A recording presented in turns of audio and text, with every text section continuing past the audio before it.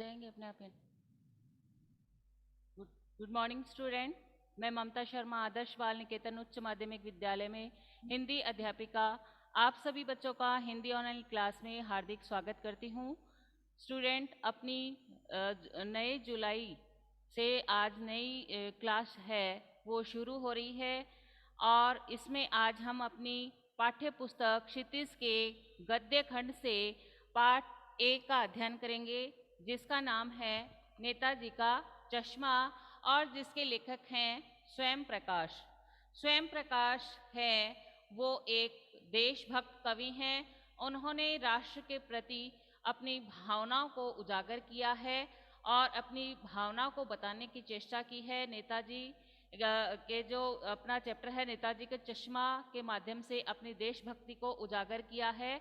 तो हम अपनी पाठ्य पुस्तक क्षितिज के पाठ 1 काव्य गद्य खंड से जो नेताजी का चश्मा है इसका पाठ को शुरू करने से पहले हम स्वयं प्रकाश जो इसके लेखक हैं इनके परिचय को पढ़ लेते हैं। तो आप सभी बच्चे हैं वो अपनी बुक निकाल लीजिए ताकि हम अपने उन महत्वपूर्ण बिंदुओं को भी रेखांकित कर सके जो हमारी परीक्षा की दृष्टि से उपयोगी हैं।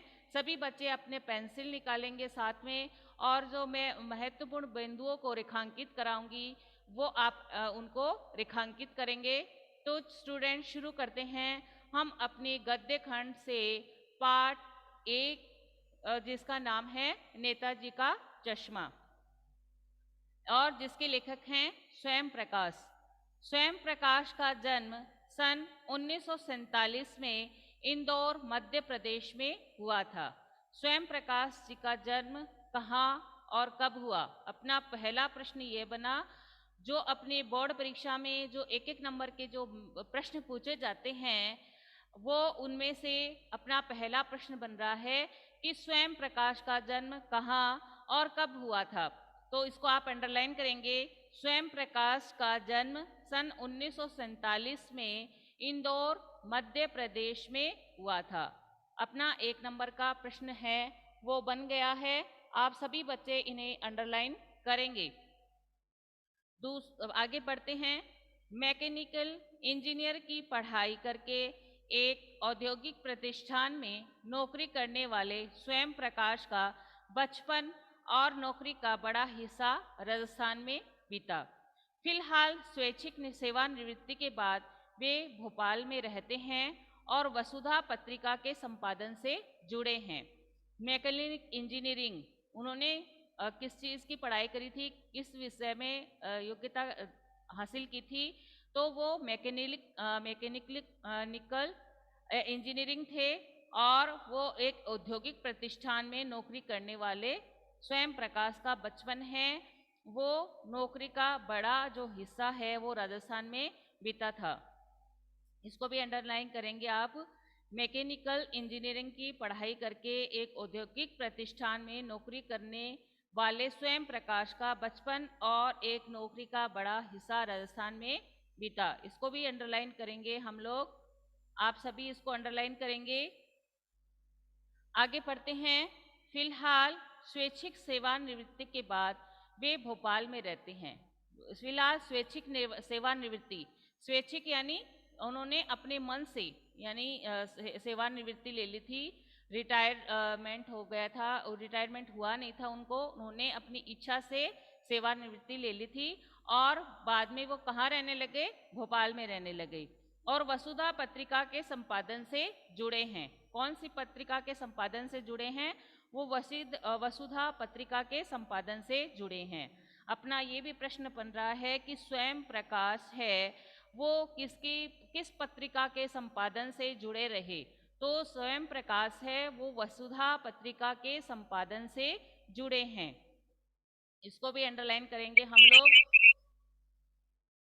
इसको भी अंडरलाइन करेंगे कि वसुधा पत्रिका के संपादन से जुड़े हैं। आगे बढ़ते हैं। 8वें दशक में उभरे स्वयं प्रकाश आज समकालीन कहानी के महत्वपूर्ण हस्ताक्षर हैं। उनके 13 कहानी संग्रह प्रकाशित हो चुके हैं, स्वयं जिनमें सूरज कब निकलेगा, आएंगे अच्छे दिन भी, आदमी जात का आदमी और संघान उल्लेखनीय हैं। उनके बीच में विनय और ईंधन उपन्यास चर्चित रहे हैं। उन्हें पहल सम्मान, बनमाली पुरस्कार, राजस्थान साहित्य अकादमी पुरस्कार आदि पुरस्कारों से पुरस्कृत किया जा चुका है।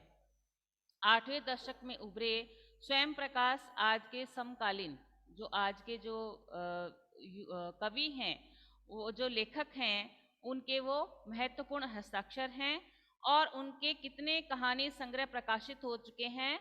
उनके 13 कहानी संग्रह प्रकाशित हो चुके हैं। प्रश्न अपना बनता है कि स्वयं प्रकाश जी के कितने कहानी संग्रह प्रकाशित हो चुके हैं? तो हम इनको अंडरलाइन करेंगे कि स्वयं प्रकाश के 13 कहानी संग्रह प्रकाशित हो चुके हैं।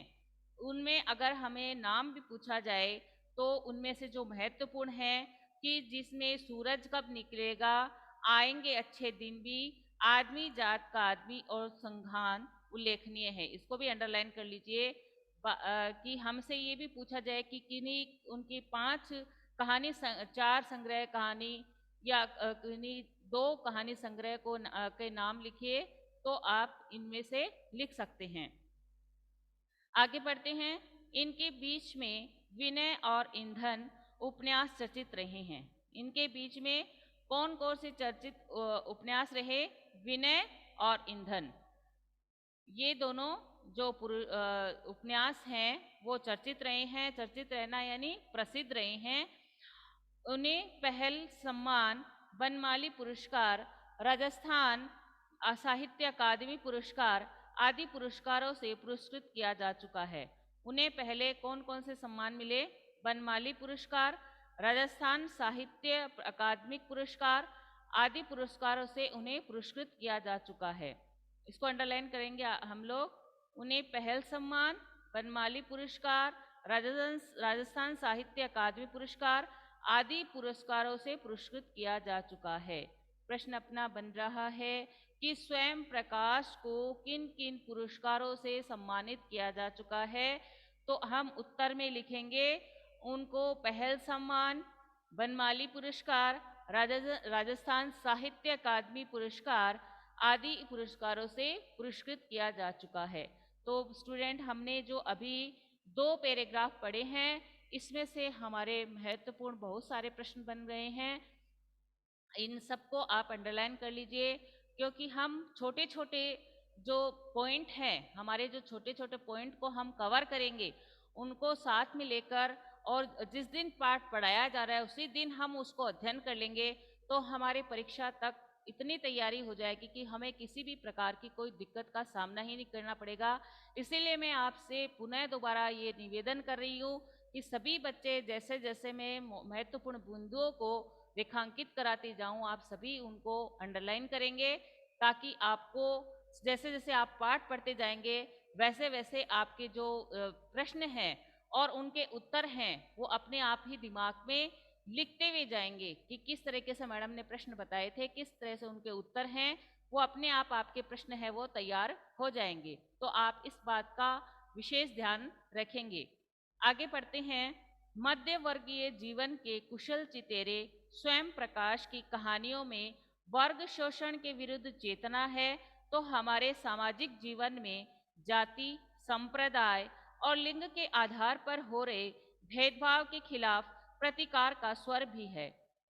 मध्य वर्गीय जीवन के कुशल चितेरे यानी मध्य वर्गीय जो मिडिल क्लास हैं, मिडिल क्लास जो फैमिली है, उनके जीवन के बारे में उन्होंने बहुत सा लिखा है और उन्होंने अपने जो कहानियों में जो वर्ग शोषण है उनके विरुद्ध चेतना का भाव जगाया है और हमारे सामाजिक जीवन में जो जाति है, संप्रदाय है और लिंग के आधार पर हो रहे भेदभाव के खिलाफ प्रतिकार का स्वर भी है कि यह इस जाति का है, यह इस संप्रदाय का है। इस तरीके से हमारे मन में जो भावनाएं होती है और कुछ जो राजनेता है हमें इनके विरुद्ध जो भड़काते हैं जाति के आधार पर और आपस में अपने स्वार्थ के लिए वो उन सबका जो अपने स्वार्थ के लिए जो उनको आपस में उनमें वैमनस्य पैदा करते हैं, उनको उनको भावना को दूर करने के लिए उनमें चेतना का स्वर वो जगाना चाहते हैं। और मैम यस बेटा, मैम चितेरे का अर्थ क्या है? कि मतलब जो एक कुशल जो चित्रकार नहीं होता क्या, जैसे एक कुशल चित्रकार जो होता है वो अपनी चित्र में एक अपनी संपूर्ण भावना को जो वो करना चाहता है चित्रित कर देता है। वैसे ही वो क्या थे, मध्य वर्ग के बारे में लिखने वाले कुशल चितेरे थे, यानी उन्होंने अपने जो लिखना चाहते थे, वो जो एक भावना को जो प्रकट करना चाहते थे उन्होंने उन्हीं रूप में लिख दिया। ठीक है बेटा, आगे पढ़ते ओके हैं। मैम। हाँ, रोचक किस्सा गोई शैली में लिखी गई उनकी कहानियां हिंदी की वाचिक परंपरा को समृद्ध करते हैं। रोचक किस्सा गोई क्या होती है, जैसे पुराने लोग थे वो किसी भी बात को किस्से मतलब उनको एक उदाहरण के साथ एक किस्से को बहुत बढ़ा चढ़ाकर या बहुत ही मनोरंजक ढंग से जो पेश करते थे, वो होता है रोचक किस्सा गोई। तो वो एक रोचक किस्सा गोई थे, यानी कहने वाले किसी भी किस्से को, बात को, कहानी को, किसी भी अपनी भावनाओं को कहने में बड़े सक्षम थे। और उनकी कहानियां हैं वो हिंदी की जो वाचिक परंपरा है उसको समृद्ध करती है। अब हम जो स्वयं प्रकाश है उन्होंने वो लिखा है कि देशभक्ति क्या होती है, किसको कहते हैं, किसमें कैसे क्या भावनाएं होती है, उसको हम पढ़ेंगे। इसको भी पहले आप अंडरलाइन कर लेंगे। मध्यवर्गीय जीवन के कुशल चितेरे स्वयं प्रकाश की कहानियों में वर्ग शोषण के विरुद्ध चेतना है, तो हमारे सामाजिक जीवन में जाति, संप्रदाय और लिंग के आधार पर हो रहे भेदभाव के खिलाफ प्रतिकार का स्वर है। और ये पूरा ही पैराग्राफ है, उसको आप कोष्टक में लगा लीजिए। तो हमने जो स्वयं प्रकाश का जो भी परिचय है वो पढ़ा है। अब हम आगे बढ़ते हैं। चारों ओर सीमाओं से घिरे भूभाग का नाम ही देश नहीं होता, कि चारों ओर हमारी सीमाओं से घिरा है वो भूभाग ही देश नहीं कहलाता। देश किससे बनता है? देश बनता है उसमें रहने वाले सभी नागरिकों से। हमारा देश किससे बनता है? ऐसे ही थोड़ी बन जाता है कि कोई एक सूना सा प्रदेश है और उसे हम क्या कह दिया, देश हो गया। नहीं, वो हमारा देश है, हमारा राष्ट्र है, वो किससे बनता है? उसमें रहने वाले नागरिकों से। जो हम सभी नागरिक हैं, सभी संप्रदाय के जो हम लोग रहते हैं, उससे बनता है। नदियों से, जो हमारी नदियां हैं वो भी हमारे देश का एक महत्वपूर्ण हिस्सा है। और जो पहाड़ हैं, पेड़ पौधे हैं, वनस्पतियां हैं, पशु पक्षियां हैं, और इन सब से प्रेम करने वाले तथा इनकी समृद्धि के लिए प्रयास करने का नाम देशभक्ति है।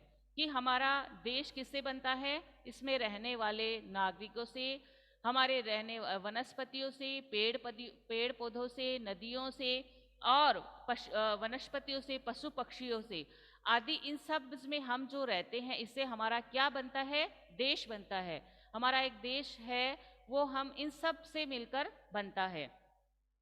और हमारे देश के लिए, इन हमारे देश को किस प्रकार से समृद्ध हो, हमारा भारत देश है, हम भारत देश में रहते हैं, वो देश हमारा कैसे आगे बढ़े, हम इसके निर्माण के लिए, इसको विकसित करने के लिए, इसको आगे बढ़ाने के लिए क्या प्रयास कर सकते हैं, उसका नाम क्या है? देशभक्ति। देशभक्ति क्या है? कि इन सबसे प्रेम करने वाले, सबसे प्रेम करने वाले किससे? कि हमारे देश में जो नदियां हैं, जो पहाड़ है, जो झीलें हैं, जो समुद्र है, जो पेड़ पौधे हैं, जो पशु पक्षी हैं, इनसे हम सबसे प्रेम करें और इनकी समृद्धि के लिए हम प्रयास करें। इसका नाम क्या है? देशभक्ति। तो नेताजी का जो चश्मा है, कहानी कैप्टन चश्मे वाले के माध्यम से देश के करोड़ों नागरिकों को योगदान को रेखांकित करती है। कि हमारा जो चैप्टर है नेताजी का चश्मा, जिन्होंने स्वयं प्रकाश ने जिसको लिखा है, ये जो इसके इन्होंने जो लिखा है कैप्टन का चश्मा, वो कैप्टन चश्मे वाले चश्मा के माध्यम से उन्होंने क्या किया है? जो करोड़ों नागरिक है हमारे देश में, जो करोड़ों नागरिक रहते हैं, वो किस तरह से हमारे देश को आगे बढ़ाने में अपना योगदान देते हैं, उसको उसको योगदान को उन्होंने रेखांकित किया है। जो इस देश के निर्माण में अपने अपने तरीके से सहयोग करते हैं। जो हमारा देश है इसका निर्माण हो रहा है, वो अपने अपने जो तरीके से, कोई अपने भावनाओं से कर सकता है, कोई अपने कार्यों से कर सकता है, कोई इस देश के लिए आगे बढ़ाने में अपने विचारों को प्रकट कर सकता है, अपने जो विचार है वो है सामने रख सकता है। तो इस तरीके से जो देश के निर्माण में अपने अपने तरीके से योगदान करते हैं, सहयोग करते हैं, वो उसको इसमें बताया गया है। कहानी ये कहती है कि बड़े नहीं बच्चे भी इसमें शामिल है, कि हमारे देशभक्ति में, देश भक्ति करने के लिए किसी बड़े बुजुर्ग की, किसी वृद्ध की, किसी नागरिक, किसी छोटे बच्चे की, किसी की भी जरूरत नहीं है। बस के जरूरत किसकी है? उनकी भावनाओं की है, चाहे वो बूढ़ा भी हो सकता है, बच्चा भी हो सकता है। तो कहानी ये कहती है कि बड़े नहीं बच्चे भी इसमें शामिल हैं, कि ये जो हमारी कहानी है इसमें नेताजी का चश्मा, इसमें कहानी में बड़े ही नहीं बच्चे भी शामिल होते हैं। तो इसमें अपना ये एक प्रश्न ये भी बना है कि हमारा जो देशभक्ति है, वो हमारा देश है वो किससे बनता है? तो देश है वो किससे बनता है? इसमें रहने वाले नागरिकों से, इस नदियों से, पहाड़ों से, झीलों से, वनस्पतियों से, पशु पक्षियों से, इन सब से हमारा देश बनता है। और अब हम अपनी भावनाओं के माध्यम से इनकी समृद्धि के लिए हम प्रयास कर सकते हैं, और इसको हमारे देश को आगे बढ़ाने में अपने विचारों को, अपने कार्य का नाम ही क्या है? देशभक्ति। तो स्टूडेंट, अब हम अपना जो चैप्टर है नेताजी का चश्मा, इसको पाठ को पढ़ते हैं। हमने अभी अपने इसके जो लेखक हैं स्वयं प्रकाश, इनका अध्ययन किया है। तो ये जो नेताजी का चश्मा कहानी है, इसमें लेखक ने क्या किया है कि अपने देश से प्रेम करना और देशभक्तों की, तो जो अपने देशभक्त हैं उनके प्रति सम्मान की भावना रखना, और अब हर देशवासी का परम कर्तव्य है कि हम इस देश के प्रति सम्मान की भावना रखें और इसको आगे बढ़ाएं। ये हमारा प्रत्येक जो भारतवासी है उसका परम कर्तव्य है।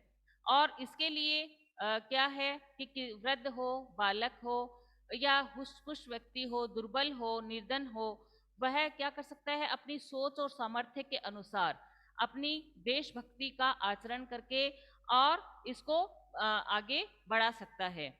देशभक्ति का जो संबंध होता है, वो देशभक्ति का जो संबंध है वो मन की भावना से होता है, न कि अपनी इच्छाओं से। अपने मन में देश के प्रति भावना होनी चाहिए, इसका संबंध उससे होता है। तो नेताजी का जो चश्मा कहानी है हमें यही बताती है, यही संदेश देती है कि हमें देश से प्रेम करना और देशभक्तों के प्रति सम्मान की भावना रखना हर देशवासी का कर्तव्य है।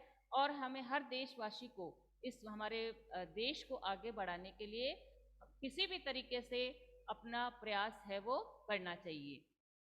नेताजी का चश्मा। हालदार साहब को हर 15वें दिन कंपनी के काम के सिलसिले में उस कस्बे से गुजरना पड़ता था। कस्बा बहुत बड़ा नहीं था जिसे पक्का मकान कहा जा सके, वैसे कुछ ही मकान, और जिसे बाजार कहा जा सके वैसा ही एक बाजार था।